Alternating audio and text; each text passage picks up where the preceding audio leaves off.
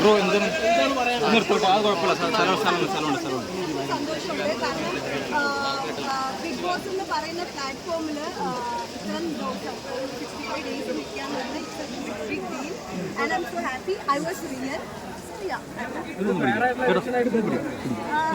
അതിനെപ്പറ്റി ഞാൻ കുറേ ഡീറ്റെയിൽ ആയിട്ട് സംസാരിക്കാം. പക്ഷെ ഇപ്പോൾ I want to go to home.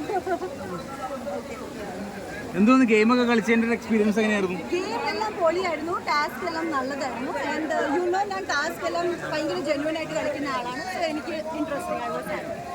ഒരു അൺഫെയർ ആയിട്ട് തോന്നിയോ? അത് I don't know. Like audience എന്താ പറയുന്നത് അത് സ്വീകരിക്കുന്നു. ഓഡിയൻസിനെല്ലാം എങ്ങനെയാണ് ഇപ്പോൾ പുറത്ത് വന്നപ്പോൾ ഉള്ളൊരു കണ്ടപ്പോൾ എങ്ങനെയുണ്ടായിരുന്നു? വന്ന് ഇങ്ങനെ എല്ലാവരും ലവ്, എല്ലാവരും ഇഷ്ടം കണ്ടപ്പോൾ I was so happy. Because എനിക്ക് തോന്നുന്നു ഞാനായിട്ട് നിന്നത് എത്ര നന്നായിരുന്നു. ഐ മീൻ ഇത്രയും ലവ് എനിക്ക് കിട്ടിയത്. ഈ ബിഗ് ബോസിലെ ഓരോ കണ്ടസ്റ്റൻസിനെയും ഇതുവരെയായിട്ട് പോയപ്പോൾ എന്തായിരുന്നു എക്സ്പീരിയൻസ്? എങ്ങനെയായിരുന്നു പോകുന്നതിന് മുന്നേ? എങ്ങനെയൊക്കെയായിരുന്നു ബിഗ് ബോസ് ലെവൽ?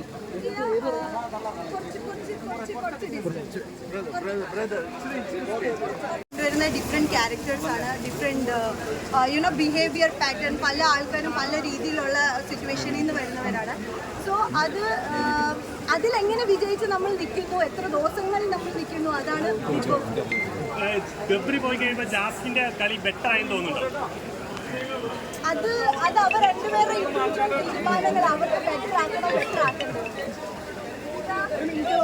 ചേട്ടാ അത് ബൈറ്റ് എടുക്കട്ടെ ചേച്ചി, ബൈറ്റ് എടുത്തിട്ട് ഒരു 5 മിനിറ്റ് കൂടെ. അവിടെ ബ്രേക്ക് കുറച്ചങ്ങോട്ട് പുറത്തേക്ക് പോട്ടെ.